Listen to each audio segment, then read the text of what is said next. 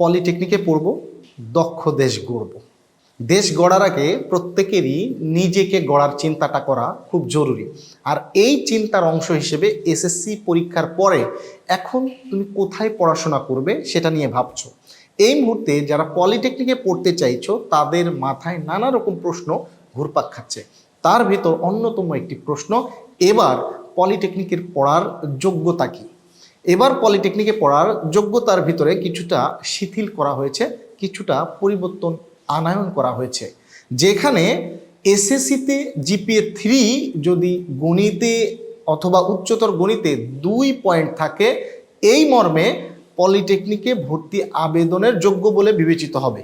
অপরদিকে পাসিং সন অর্থাৎ পাশের সাল হতে হবে 23, 24, 25, 26, এই 4 সালের ভিতরে। গত বছর এটি ছিল সর্বশেষ 3 সালে পাশ করা শিক্ষার্থীদেরকে নিয়ে আয়োজন। সো পলিটেকনিকের এই ভর্তি যোগ্যতা থাকলেই আবেদন করতে পারবে, কিন্তু তোমাকে বসতে হবে ভর্তি পরীক্ষায়, আর তার জন্য নিতে হবে ভর্তি প্রস্তুতি।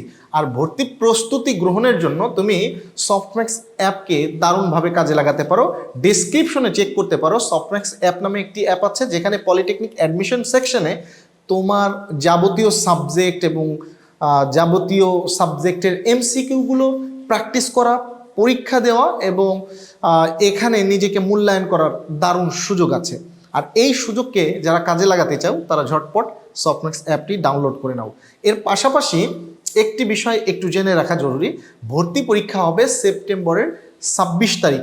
অর্থাৎ এখন থেকে যে সময়টা আছে, প্রপার একটা গাইডলাইন মেনে যদি তুমি প্রিপারেশন নাও, অবশ্যই তোমার পছন্দের ডিপার্টমেন্ট এবং পছন্দের পলিটেকনিকে চান্স সম্ভব।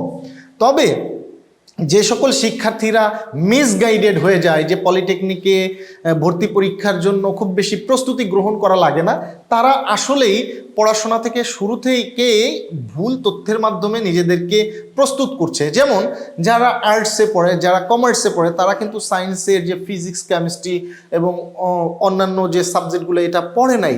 অপরদিকে যারা সায়েন্সের ছাত্র তারাও কিন্তু অ্যাপটিটিউড টেস্ট নামক যে সাবজেক্ট বা যদি বলি মানসিক দক্ষতা সহ আইসিটির বিভিন্ন বিষয়গুলো যখন এই সাবজেক্টে যুক্ত করা হয়, এটা পড়ে নাই। সো একটা গাইডলাইন না মেনে যদি কেউ এই ভর্তি পরীক্ষার প্রস্তুতি গ্রহণ করে, সেক্ষেত্রে সে তার কাঙ্ক্ষিত ডিপার্টমেন্ট অথবা পছন্দের পলিটেকনিক মিস করতে পারে। এই জন্য শিক্ষার্থীদেরকে বলবো, যোগ্যতার সাথে যদি তোমার মিলে যায় যে তোমার জিপিএ 3 থাকে এবং উচ্চতর গণিতে বা সাধারণ গণিতে 2 পয়েন্ট থাকে, সেক্ষেত্রেই কিন্তু তুমি আবেদনের যোগ্য হচ্ছ যদি তোমার সর্বশেষ পাশের সন হয় 4 বছরের ভিতরে, অর্থাৎ 23 থেকে 26-এর ভিতর পাশ করলে। তাই দেরি না করে তোমার এখনই উচিত তোমার এই ভর্তি পরীক্ষার জন্য প্রস্তুতি গ্রহণ করা। এবং সফটম্যাক্স অ্যাপে কিন্তু এমসিকিউ প্র্যাকটিস করা যায় ফ্রিতে এবং মক টেস্ট দেওয়া যায় ফ্রিতে।